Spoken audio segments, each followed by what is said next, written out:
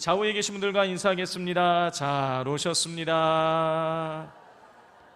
또 인사하겠습니다. 사랑합니다. 축복합니다. 예, 감사합니다. 태풍이 옴에도 불구하고 이렇게 많이들 나오셨습니다. 제가 생각했던 것보다 더 많이 오셨어요. 예전에 태풍 온다 그러니까 여기 휑했는데 그래도 오늘은 그렇게까지 휑하진 않은 것 같습니다. 감사합니다. 자, 모압 왕 발락은 이스라엘의 아모리 족속을 물리쳤다는 소식을 듣고 마음이 불안했습니다. 그래서 미디안과 동맹을 맺고, 근데 그것도 마음이 불안해서 아주 유명한 주술사 발람을 불러옵니다. 발람을 불러와서 이스라엘을 저주하게 해서 승리를 거두려고 한 것이죠. 그런데 어떻습니까? 발람은 모압 왕에게 가기 전에 하나님으로부터 하나님께서 주시는 말만 하라는 그런 경고를 받았어요. 막 나귀가 입을 열어가지고 막 그의 길을 막음으로 인해서 하나님께서 강력하게 그에게 사인을 보내신 거죠. 너 가기는 가지만 가서 내가 시키는 말만 해야 된다 라고 강력하게 경고를 하셨습니다. 자, 그래서 발람은 모압 왕에게 갔어요. 갈 때에는 모압 왕이 자기를 높여준다 그러니까 자기에게 뭔가 은과 금을 챙겨줄 것 같으니까 물질의 욕심에 의해서 가기는 갔지만, 가면서 하나님께서 아무것도 네가 원하는 대로 말하지 말고 내가 주는 말만 하라고 해서 어떻게 됩니까? 우리가 지난주에 모압 왕이 발람에게 저주하라고 그랬지만 발람이 저주하지 않고 축복하는 장면을 살펴보았습니다. 그리고요, 또 23장 마지막 24장을 보면, 앞부분을 보면은요, 이 발람이 두 번째, 세 번째에 걸쳐서 역시 저주하지 않고 축복을 하는 것을 볼 수가 있어요.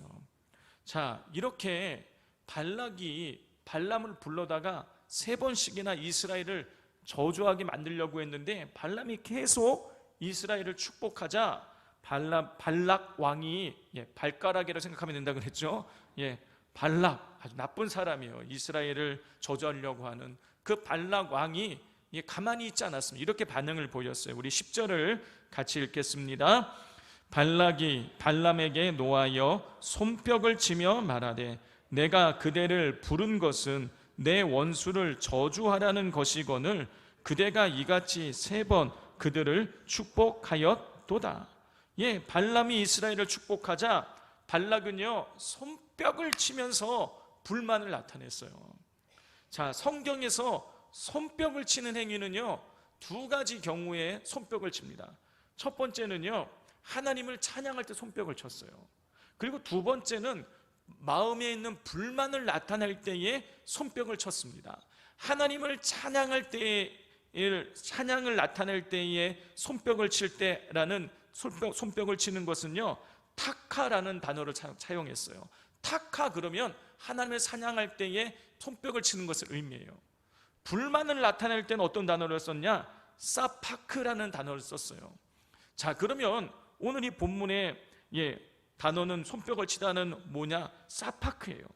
이 발람이 3번씩이나 이스라엘을 축복하자 가만히 있지 않은 거예요. 이 발락이 너무 화가 나가지고요 손뼉을 박수를 치면서 더 이상 이스라엘을 축복하지 말라고 막아선 것입니다.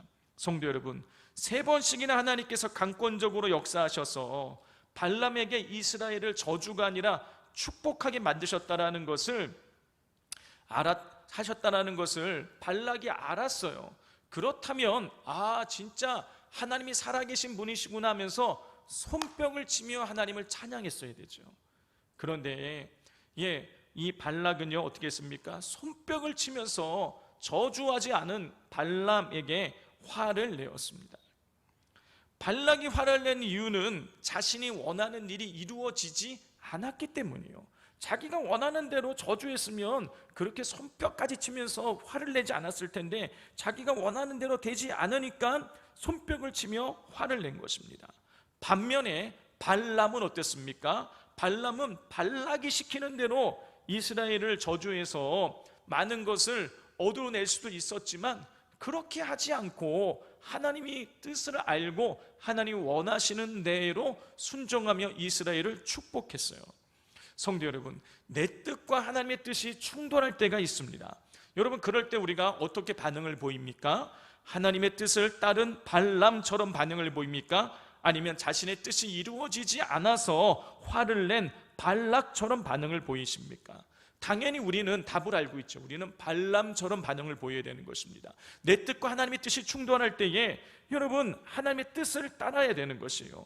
여러분, 그런데 내 뜻과 하나님의 뜻이 충돌될 때에 내 뜻을 내려놓고 하나님의 뜻을 따르는 게 여러분, 이게 말처럼 쉽지 않다라는 것입니다. 왜 그런 것입니까? 왜 내 뜻을 내려놓는 것이 쉽지 않은 것이죠? 내 뜻을 이루는 것이 나에게 유익이 된다고 믿기 때문이에요.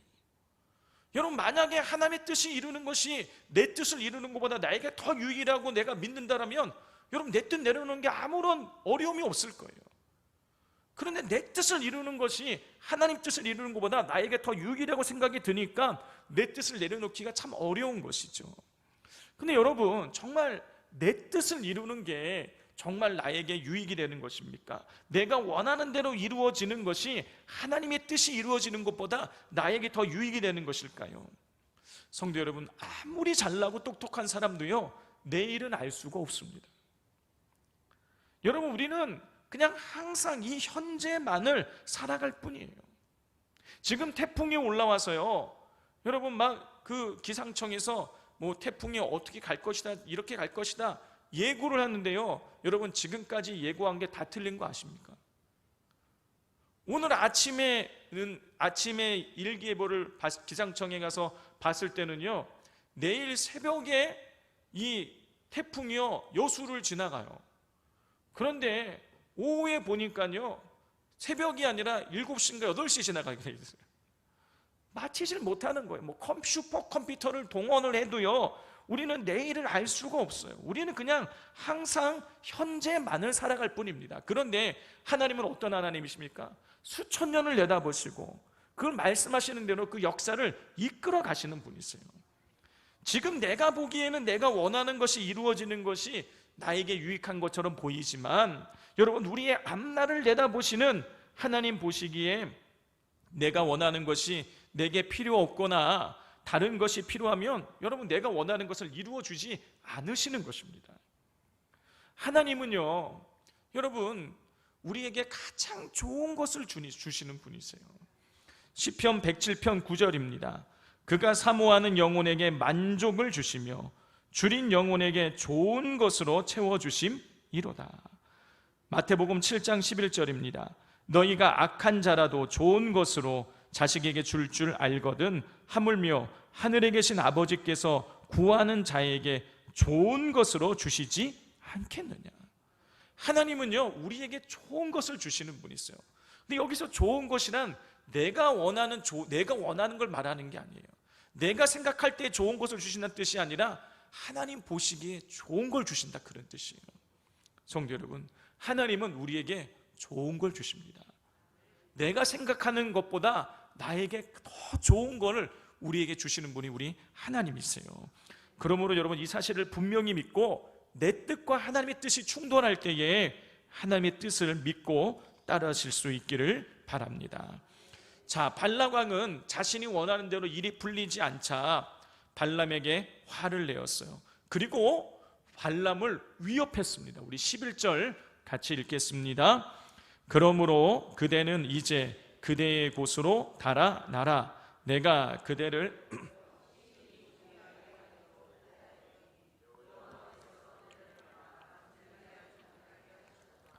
화가 난 발락은요, 발람에게 그대의 곳으로 달아나라 그랬어요.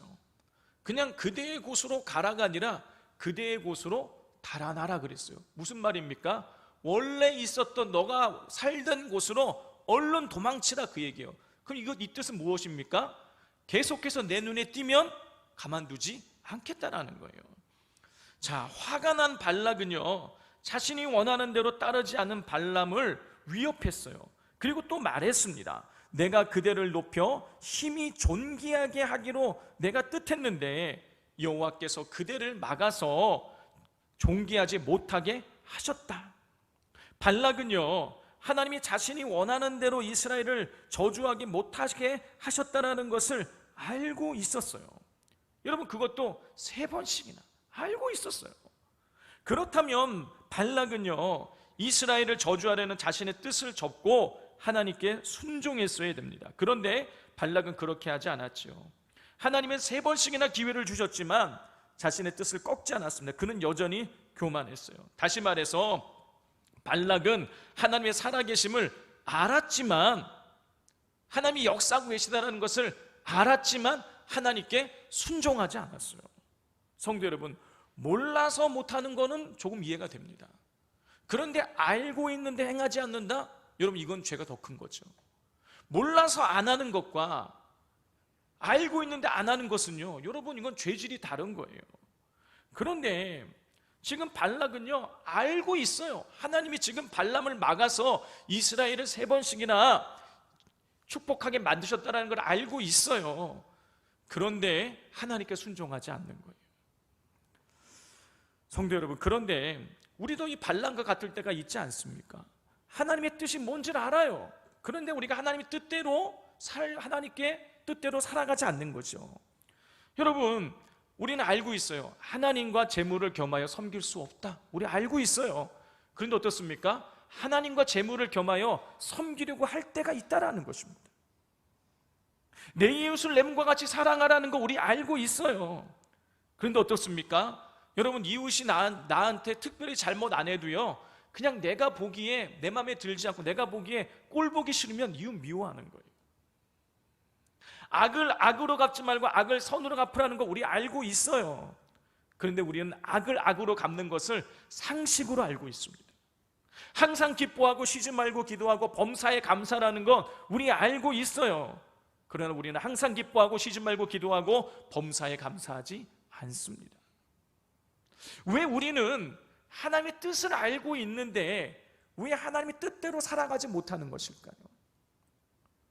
제가 말씀을 월요일부터 이 수요일까지 말씀을 갖고 계속 묵상하면서 도대체 왜 그럴까? 뭐 다른 사람이 아니라 그냥 저 자신을 생각해 봤어요.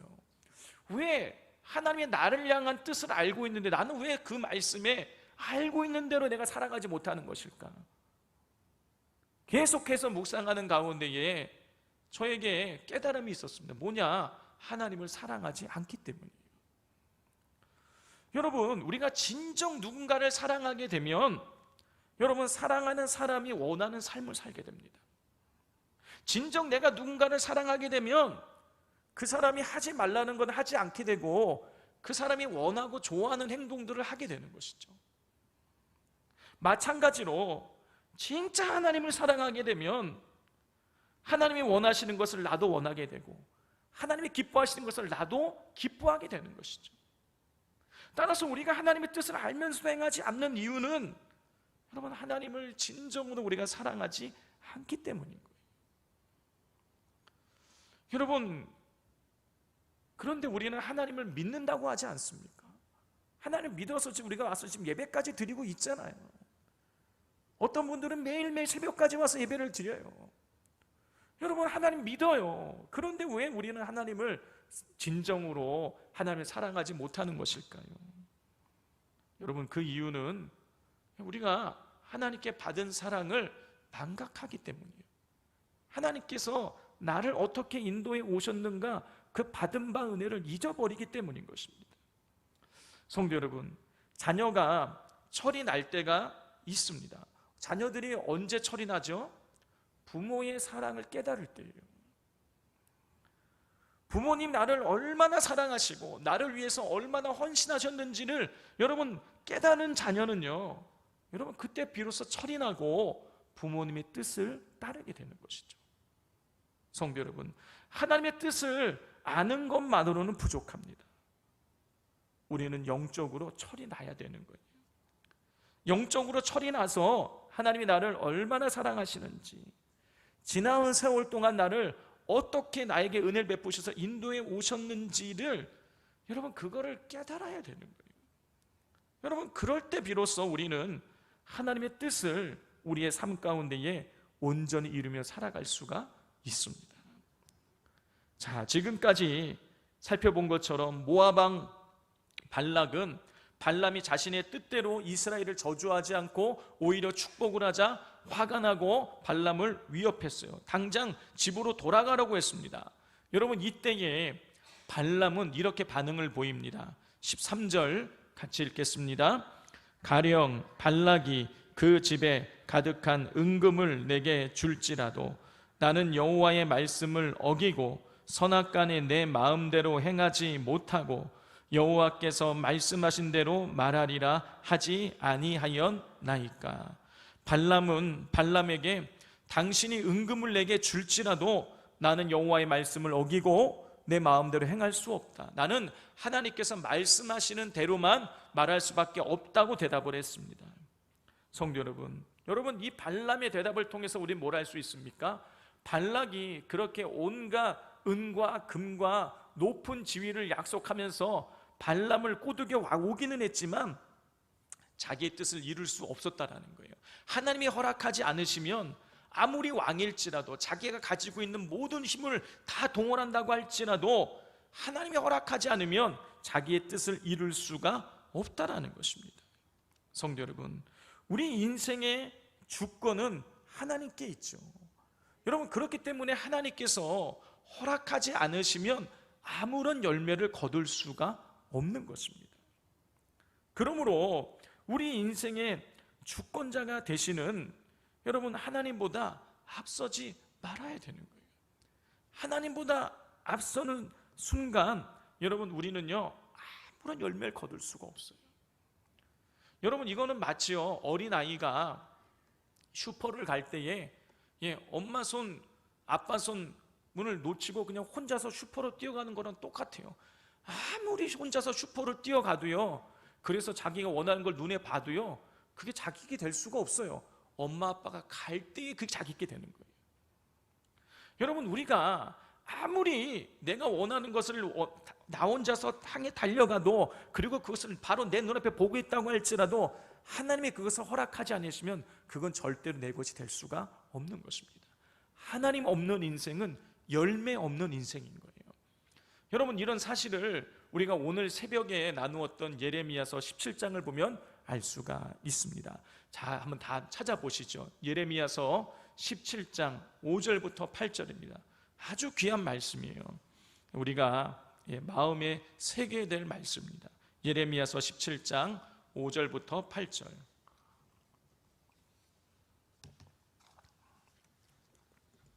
1077페이지입니다. 제가 가진 성경책으로는 1077페이지. 자, 예레미야서 17장 5절부터 8절까지를 우리 한 절씩 교독하겠습니다.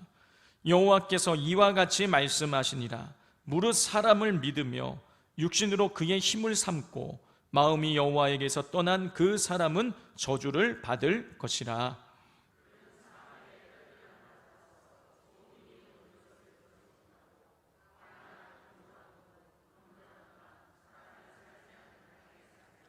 그러나 무릇 여호와를 의지하며 여호와를 의뢰하는 그 사람은 복을 받을 것이라.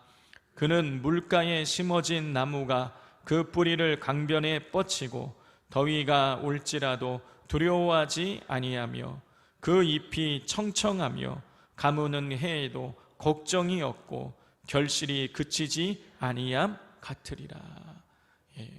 이 말씀은요, 하나님을 버리고 우상을 숭배한 이스라엘 백성들에게 주시는 말씀이요, 하나님 말씀하십니다.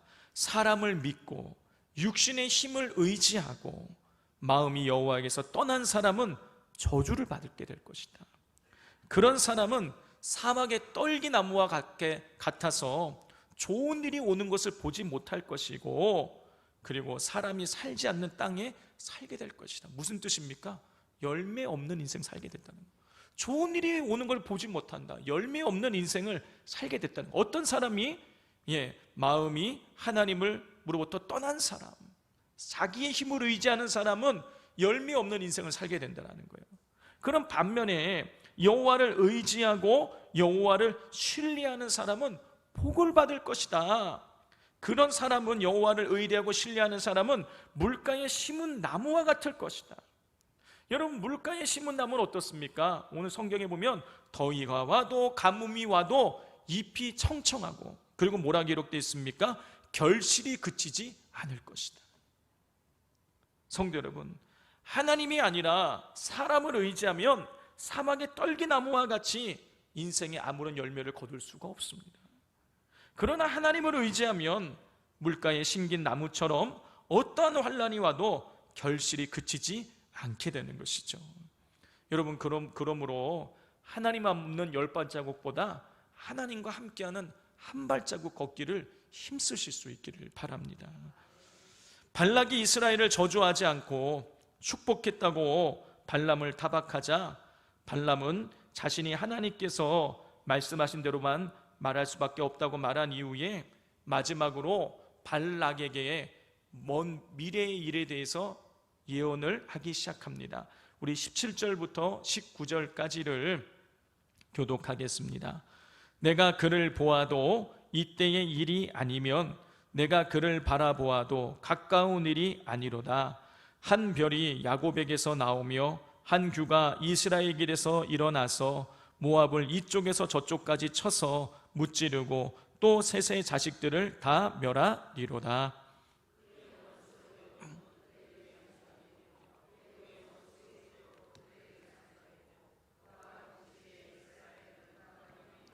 함께 읽겠습니다. 주권자가 야곱에게서 나서 남은 자들을 그 성읍에서 멸절하리로다 하고, 발람은요, 이스라엘 가운데에 한 별과 한 규가 나와서 모압을 쳐서 멸할 뿐만이 아니라 주변 나라와 민족들까지 모두 패하게 만들 것이라고 예언을 했습니다. 이스라엘이 주변 나라를 정복하게 된다는 거예요. 여러분, 중요한 것은 이게 예언으로 그치지 않고 실제로 이스라엘의 주변 나라를 정복하게 되었다는 것이죠. 모압과 암몬뿐만이 아니라 가나안 7족속을 다 멸하고 이스라엘이 12지파가 그 땅들을 모두 차지하게 됩니다. 그리고 후일에는 큰 영토를 크게 확장하게 되는 것이죠. 성도 여러분, 하나님은 말씀하시는 바를 이루시는 분이세요. 하나님은 약속하신 대로 그 약속을 이루시는 분이십니다. 그런 하나님께서 우리와 함께 하시겠다고 약속을 해주신 거예요. 나를 믿으라, 내게 순종하라, 그러면 너에게 복이 있을 것이다 라고 약속해 주셨어요. 그러므로 여러분, 우리는 어찌하든지 간에 여러분 하나님께 순종하는 것만이 우리가 사는 길임을 잊지 마시기를 바랍니다. 자, 이렇게 이스라엘 가운데에서 한 별과 한 규가 나와서 모압과 주변 나라들을 모두 패하게 만들 것이라는 예언은 여러분 하나님의 약속이셨고 그 약속을 나중에 이루게 됩니다. 자, 그런데요, 여러분, 이 한 별과 이스라엘에서 한 별과 한 규가 나온다라는 건요, 여러분 또 다른 의미를 가지고 있어요. 여러분, 한 별과 한 규는 왕권을 상징하는 거예요. 따라서 이스라엘에게서 한 별과 한 규가 나와서 주변 나라를 정복하고 영토를 확장하게 된다는 건요, 여러분 이 직접적으로는 다윗 왕을 말하는 거예요. 다윗 왕 때에 이스라엘의 거대한 영토를 확장하게 됩니다. 그러나 궁극적으로는 이 한 별과 한 규는 만왕의 왕이 되신 예수 그리스도의 영원한 승리를 암시하는 거예요. 성도 여러분, 예수님께서는 초림을 통해서 이 땅의 사망 권세를 무찌르시고 인류를 죄에서 구원하셨습니다. 그리고 성경은요, 예수님께서 다시 재림하실 것을 말씀하고 있어요. 예수님은 이 땅에 다시 오셔서 재림하셔서 사단 마귀를 무찌르시고 이 땅 가운데에 하나님 나라를 이루실 거라고 성경이 기록하고 있습니다. 여러분, 지금 볼 때는요, 세상이, 물질이, 사단 마귀가 마치 승리하고 있는 것처럼 보이지만 여러분, 종국에는 누가 승리하느냐? 예수 그리스도께서 승리하신다라는 것입니다. 그러므로 우리가 잠시 반짝하는 이 허탄한 것에 우리의 마음을 빼앗기지 말고 우리에게 영원한 승리를 주시는 예수님을 의지해야겠습니다. 자, 이스라엘의 승리에 대한 예언을 한 발람은 아말렉과 겐 족속에 대해서도 예언을 해요. 20절부터 22절까지를 우리 교독해 하겠습니다. 또 아말렉을 바라보며 예언하여 이르기를 아말렉은 민족들의 으뜸이나 그의 종말은 멸망에 이르리로다 하고,